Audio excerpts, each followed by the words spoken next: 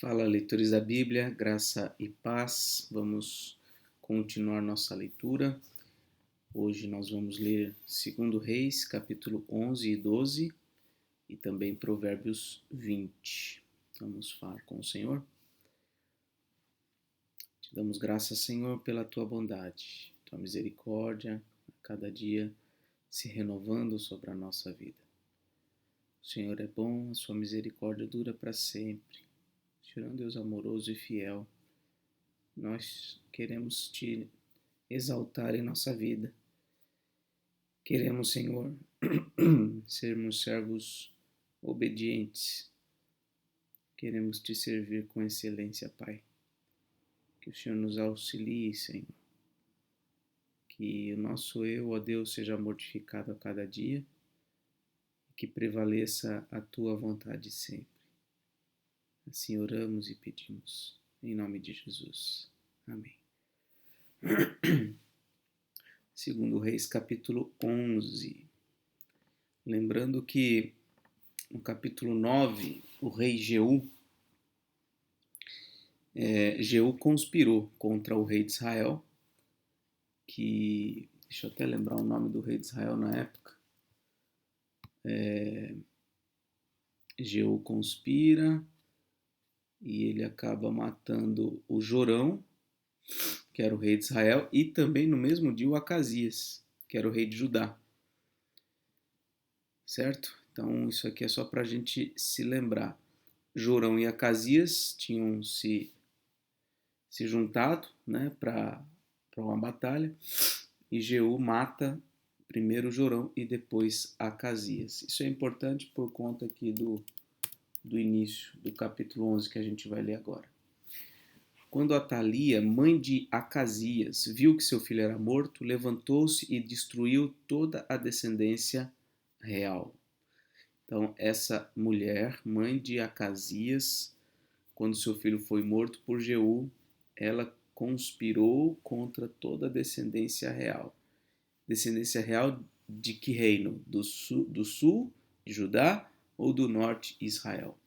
Do sul. Os descendentes de Davi. Ela mata e destrói toda a descendência real. Mas, olha aqui, sempre tem um mais, né? Mas Jeoseba, filha do rei Jorão, irmã de Acasias, raptou o Joás, filho de Acasias, do meio dos filhos do rei que seriam mortos, e o pôs juntamente com a sua babá numa câmara interior, e assim esconderam de Atalia, e ele não foi morto. Joás esteve com ela, escondido na casa do Senhor durante 6 anos, e Atalia reinava no país.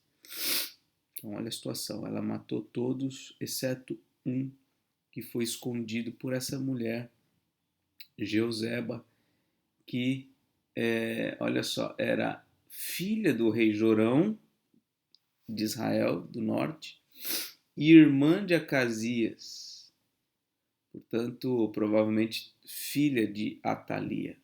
Atalia foi uma mulher terrível também, mas por graça de Deus, e Deus sempre preservando a linhagem do seu povo. Imagina, se nesse dia aqui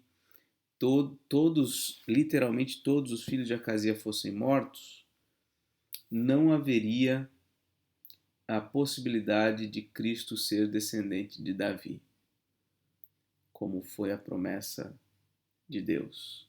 A promessa de Deus teria falhado se nesse momento aqui essa mulher não tivesse preservado a vida de Joás.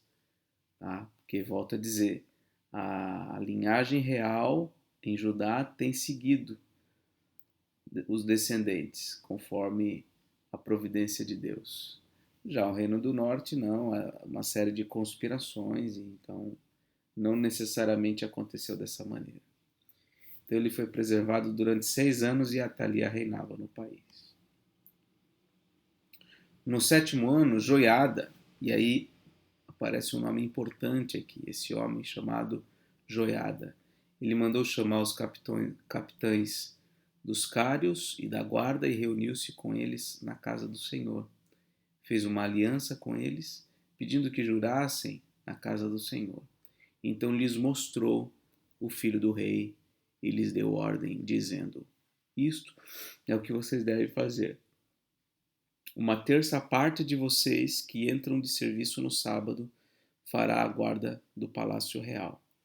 Outra terça parte estará ao portão sul e a outra terça parte ao portão de trás da guarda. Assim vocês farão a guarda e a defesa deste palácio.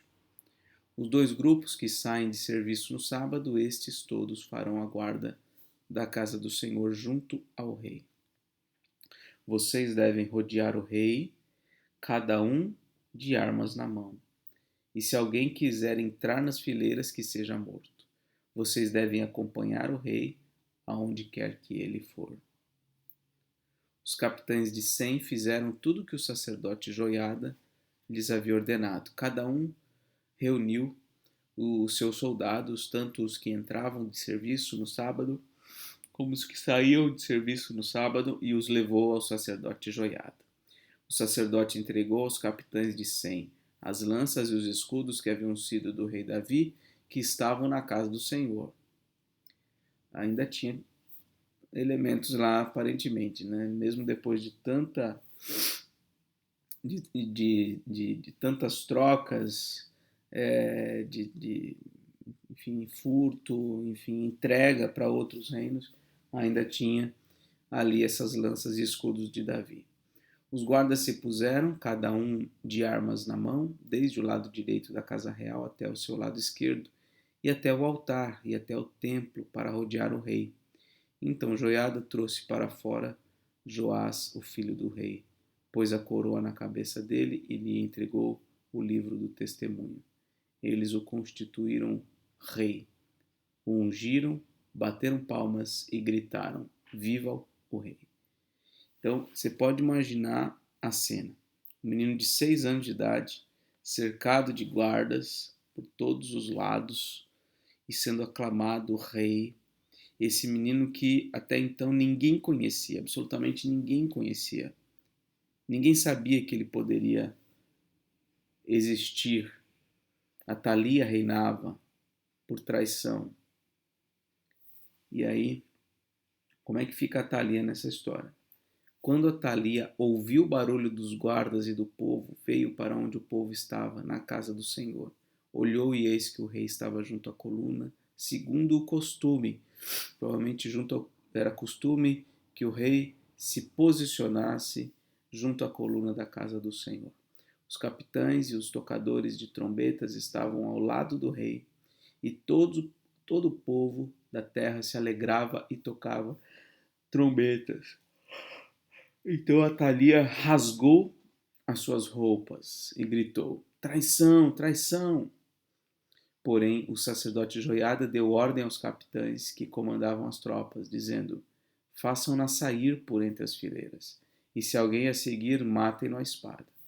Porque o sacerdote tinha dito: Não a matem na casa do Senhor. Então eles a prenderam, e ela, pelo caminho da entrada dos cavalos, foi para o palácio real, onde a mataram. Joiada foi um homem muito importante nessa transição. Houve aquela mulher que guardou o Joás e o preservou durante anos, junto com a babá dele. E teve também a figura desse homem, Joiada, que fez essa transição e organizou tudo. E Joiada, olha só, versículo 17, fez uma aliança entre o Senhor, o rei e o povo, para serem eles o povo do Senhor. Que bênção, um homem de Deus. Fez também uma aliança entre o rei e o povo. Então todo o povo da terra entrou no templo de Baal e o derrubaram, despedaçando os altares e as imagens de Baal. Matã, o sacerdote de Baal, foi morto diante dos altares. Ué, mas e o templo de Baal que tinha sido morto lá por Jeú anteriormente? Provavelmente era um templo lá no Reino do Norte. Este aqui, provavelmente, então, um templo no Reino do Sul. Então eles destroem o templo, matam o sacerdote de Baal. O sacerdote Joiada pôs guardas sobre a casa do Senhor, reuniu os capitães dos Cários e os da guarda e todo o povo da terra, e todos estes conduziram o rei desde a casa do Senhor até o palácio real, passando pelo portão da guarda. E Joás sentou-se no trono dos reis. Todo o povo da terra se alegrou e a cidade ficou tranquila depois que mataram Atalia à espada, junto ao palácio real. Joás tinha 7 anos de idade quando o fizeram rei. Então, o que a gente vê aqui é a providência de Deus governando, presidindo os acontecimentos, né? A promessa de Deus não pode falhar. Aquilo que Deus disse que vai fazer, Ele vai fazer. Ainda que tudo conspire contra, ainda que tudo aconteça de modo a destruir o que seja o plano de Deus. Mas Deus tem os seus caminhos e Ele soberanamente cumpre cada uma das suas palavras. Capítulo 12. O reinado de Joás de Judá. No 7º ano do reinado de Jeú, Joás começou a reinar. Ele reinou 40 anos em Jerusalém. A mãe dele se chamava Zíbia e era de Berseba. Joás fez o que era reto aos olhos do Senhor. Olha o detalhe aqui, ó. Todos os dias em que o sacerdote Joiada o dirigia. Então, ele começou a reinar com 6, 7 anos de idade. E durante todos os dias em que Joiada esteve vivo conduzindo ele, ele fez o que era reto diante do Senhor. Apenas os lugares altos não foram tirados e o povo ainda sacrificava e queimava incenso nesses altos. Esses altos, que eram lugares em montes, resquício da adoração pagã dos povos cananeus que foram expulsos ou foram mortos na ocupação daquelas terras, mas preservaram esses altos, preservaram esses altares nesses lugares, e eles ainda faziam sacrifícios nesses lugares.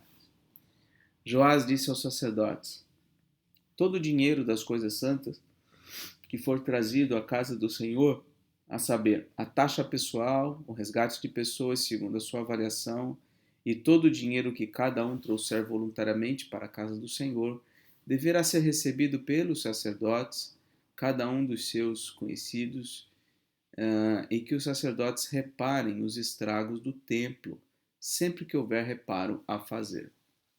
Então, essa vem a ordem do rei: olha, vocês administrem esses recursos para cuidar da casa do Senhor, para fazer a manutenção da casa do Senhor. Mas no 23º ano do reinado de Joás, os sacerdotes ainda não tinham reparado os estragos do templo. Olha só quanto tempo eles passaram ali arrecadando dinheiro e não cuidavam da casa do Senhor, não cuidavam do templo. Então o rei Joás chamou o sacerdote Joiada e os outros sacerdotes e lhes disse: por que vocês não estão reparando os estragos no templo? Agora, pois, não recebam mais dinheiro dos seus conhecidos, mas entreguem-no para a reparação dos estragos no templo. Os sacerdotes concordaram em não mais receber o dinheiro do povo e concordaram também que não ficariam encarregados de reparar os estragos do templo. Então o sacerdote Joiada pegou uma caixa, fez um buraco na tampa e a pôs junto ao altar, à direita de quem entrava na casa do Senhor.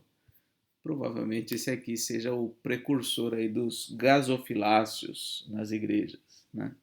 Aqui na igreja a gente tem também um gasofilácio para se depositar ali as ofertas e os dízimos. Os sacerdotes que guardavam a entrada da porta depositavam ali todo o dinheiro que era trazido à casa do Senhor. Quando viam que já havia muito dinheiro na caixa, o escrivão do rei e o sumo sacerdote vinham, contavam e ensacavam o dinheiro que se achava na casa do Senhor. O dinheiro, depois de pesado, era entregue aos que dirigiam a obra e tinham a seu encargo a casa do Senhor. Estes pagavam os carpinteiros e aos construtores que reparavam a casa do Senhor, e também aos pedreiros, aos cortadores de pedras. Também compravam madeira e pedras lavradas para repararem os estragos da casa do Senhor e custeavam todo o necessário para a preservação da casa do Senhor. Mas o dinheiro que era trazido à casa do Senhor não se faziam nem taças, nem taças de prata, nem apagadores, nem bacias, nem trombetas, nem qualquer outro vaso de ouro ou de prata para a casa do Senhor, porque davam o dinheiro aos que dirigiam a obra e reparavam com ele a casa do Senhor. Também não pediam contas aos homens em cujas mãos entregavam aquele dinheiro para o dar aos que o faziam a obra, porque eram honestos.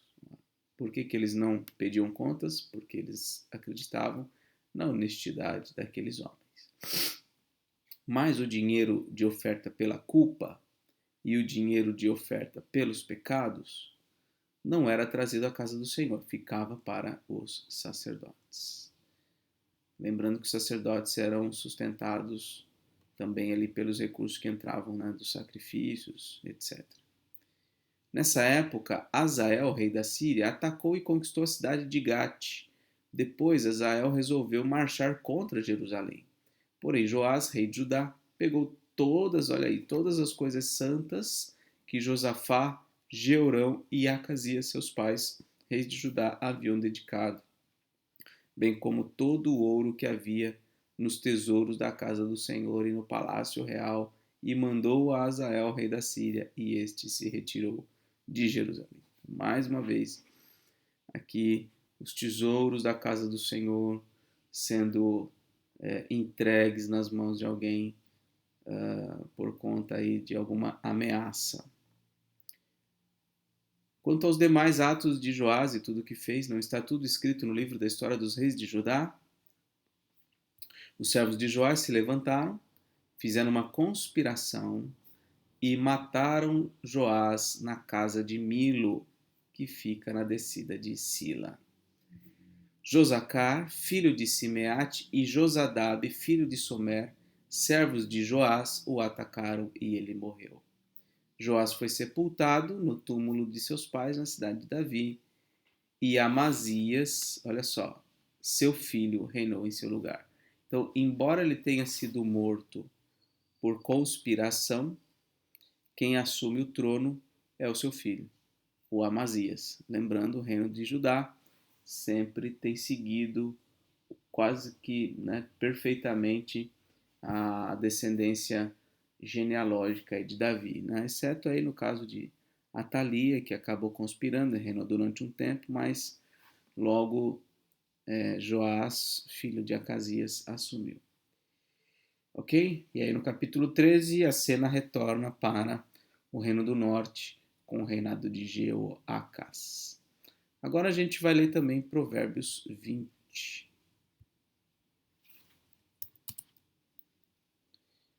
É uma reflexão interessante para a gente fazer a respeito de Joás, né? Aquele detalhe no início do capítulo que diz que ele foi reto diante do Senhor durante os dias do sacerdote Joiada, né? Muitas vezes a gente tem alguém que nos ajuda na nossa caminhada, que é um homem de Deus, uma mulher de Deus, que nos anima, que nos encoraja, e por causa deles nós somos preservados nos caminhos do Senhor. Mas e quando essas pessoas faltarem? Como será a nossa caminhada com Deus a partir de então? Então é algo para a gente pensar. A gente precisa ter o nosso compromisso fiel ao Senhor, nossos próprios votos, nossa própria profissão de fé, nossa própria vida de consagração, busca por Deus de forma pessoal, né? É importante a gente ter pessoas que nos auxiliam na caminhada, mas essas pessoas podem vir a faltar. E aí então nós precisaremos dar passos por nós mesmos nos caminhos do Senhor. E agora, Provérbios 20. O vinho é zombador e a bebida forte causa alvoroço. Todo aquele que é vencido por eles não é sábio. A fúria do rei é como o rugido do leão. Quem o provoca peca contra a própria vida. É uma honra para alguém ficar longe de conflitos, mas os insensatos envolvem-se neles. O preguiçoso não ara as terras, porque é inverno. Por isso, no tempo da colheita, procura e não encontra nada. Os propósitos do coração humano são como águas profundas, mas quem é inteligente sabe como trazê-los à tona. Muitos proclamam a sua própria bondade, mas alguém que é digno de confiança, quem o achará? O justo anda na sua integridade. Felizes são os filhos depois dele. Quando o rei se assenta no trono para julgar, com os seus olhos dispersa todo o mal.